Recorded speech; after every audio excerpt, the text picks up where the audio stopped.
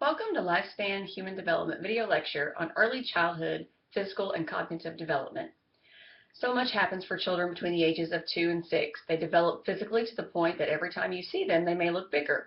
Since preschoolers are much more coordinated than they used to be, they are constantly on the go, exploring their worlds. Play is very important during this time because it can set a stage for a lifetime of physical activity. Since they are always playing, children need a variety of nutritious foods, not so much the chicken nuggets. This is also a time that many children will experience food allergies, and it can be a life-threatening and very scary event. My daughter has an allergy to cashews, and after spending a day in the ER, I learned very quickly what to do with an EpiPen, and she is only 2.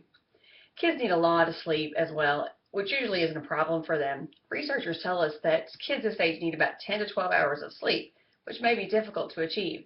Smaller children are more likely to take naps during the day, whereas older children are going to want to stay up a little bit later at night and sleep in a little bit longer in the morning.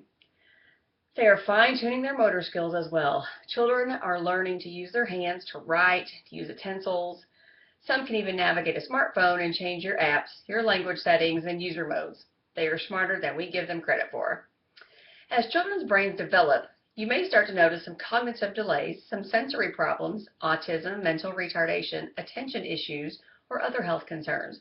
From a theoretical perspective, Jean Piaget called this period the pre-operational period because there is an increase in the child's capacity to represent the external world internally through the use of symbols, like words and numbers. Vygotsky said that learning takes place in a socio-cultural context, which means that kids learn better from a skilled mentor. During this time, children will also develop their morals. Piaget believed that moral reasoning evolves, and it begins with a reciprocity of attitudes and values, whereas Kohlberg thought that young children are obedient to authority because they are afraid of punishment or the threat of punishment, and children are egocentric and not able to see the perspective of others.